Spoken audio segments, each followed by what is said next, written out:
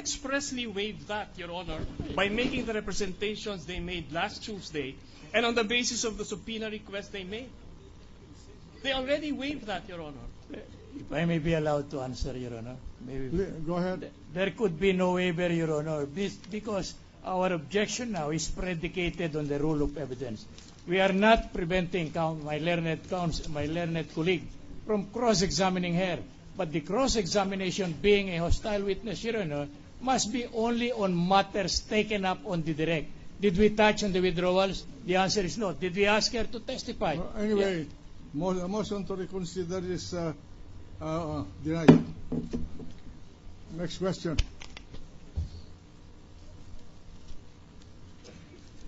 Honorable Ombudsman, who gave you this report from the AMLAC?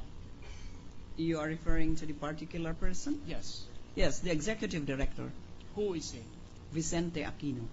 I noticed, Honorable Ombudsman, that there are initials. There is one initial on every page of both exhibits pertaining to the reports of the AMLAC. Do you know whose initial this is?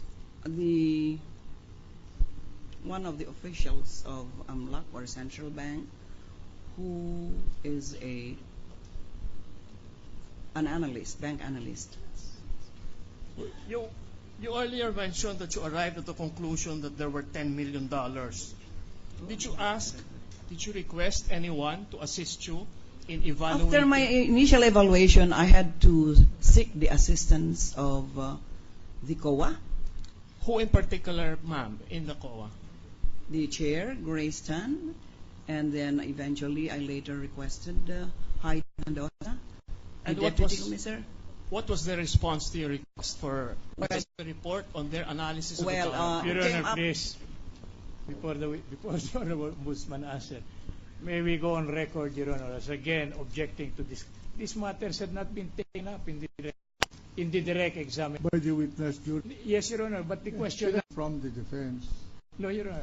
So who helped her? Because that was the question of the counsel. So May I request for the reconsideration, Your Honor? Are matters not taken up in the direct examination, them the right to cross-examine. But my point is, the cross-examination must be elimination. Now, the question now centers each examination by the COA on the report and on the examination. Our point is, this had never been touched in our direct examination, and I appeal to the records to buttress our argument on the point. If Your Honor, please. But don't you think the answer, the question to the Ombudsman is because of the document that was presented to this court by virtue of the examination in chief? No, what the document Is explaining what happened, how that document was prepared, evaluated by her, and she said she sought the assistance of other people. If Your Honor, But please. anyway, okay, just to give you all the leeway to defend your client, counsel for the prosecution, reform your question. Yes, Your Honor. May I just point out that in the request for subpoena of the defense, I quote that the Honorable Ombudsman bring with her the original and certified of the, as well as original and certified accusations that Chief Justice of $10 million. From now know that the contents are adverse to them. We have been misunderstood. We never have read of the direct examination of the witness. Therefore, you directly examined her on the basis of the subpoena. What we are objecting is the question had not been taken up in the direct examination. So that we will not go into this lengthy discussion. Yes, Your Honor. Your Examination, and secondly, you know, now that the Where is the evidence is PowerPoint? adverse to them, evidence is suppressed. It is to the party suppressing such evidence. you are misquoting a wrong law. Does not apply in this particular case. Do we have a right to object? The general asked a question. The Chief Justice has 10 million. Yes. I do not. I do not recall, Your Well, Honor. I want to sing about the in-chief. What's the pleasure of To the... support the earlier ruling of the chair. During the direct counsel, bakit hindi mo nilagay sa sulat yung basihan? Yes. At ano yung basihan? Ang sagot po nung Honorable Ombudsman, ang basihan niya yung dokumento sa AMLAC. Natandaan ko po to kasi 4 na beses niya po winagay. Winagaway. Sorry. And we were teasing Senator La. And paulit-ulit po yung Ombudsman in saying na para tayong silang plaka, sinamat sapagkat she didn't think it was needed na ilagay sa letter. Therefore, Mr. Chair, to support the presiding officer, winagay niya na yung wagayway, no? Kanina pa niya wini-wave yon. And secondly, Your Honor, not to debate with you, kasi kung bubuksan pa natin yung record, hahaba pa, or kung yung pronunciation ko sa Tagalog ayusin ko, hahaba pa.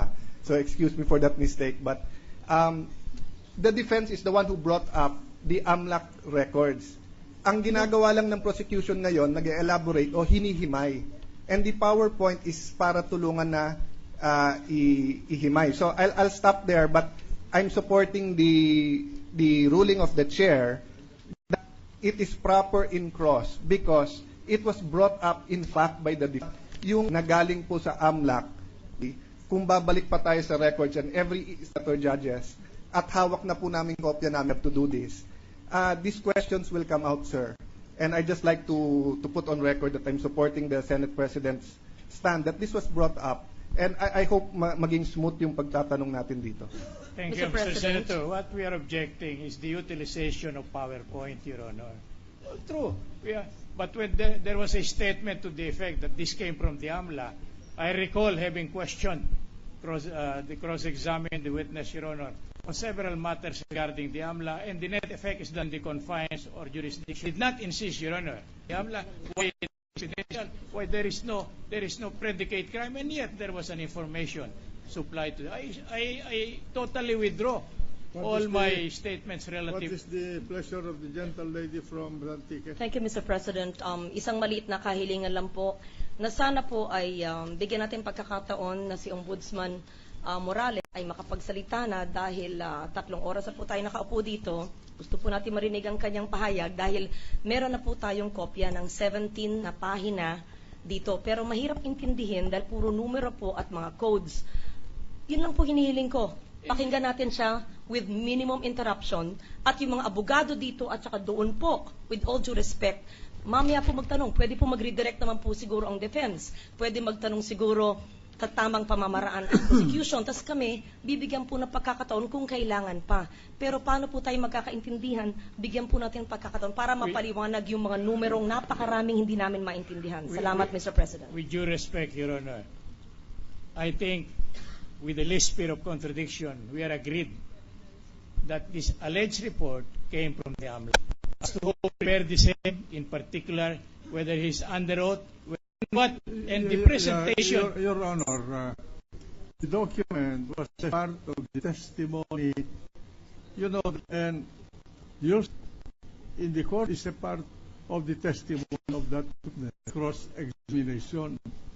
Now, you say that you did not touch upon that matter in your examination in chief. I agree with you that the COA was never mentioned by the Ombudsman, but precisely she was asked. The way I understood the question of the prosecution is that the prosecution asked the Ombudsman whether that document was prepared by her, and my recollection of her answer was that she asked the help of some other people, including the COA, if I understood her correctly. So that is in answer to the question of the prosecution, but No, just Your to Honor. satisfy the objection and to be sure that we are not guessing here, I am, as the presiding officer, I want to check the record, because my recollection of the record is that you the defense really touched this matter in their examination in chief. My point of if I may be allowed to continue, Yes, Your please. Honor. Go ahead. My point of objection is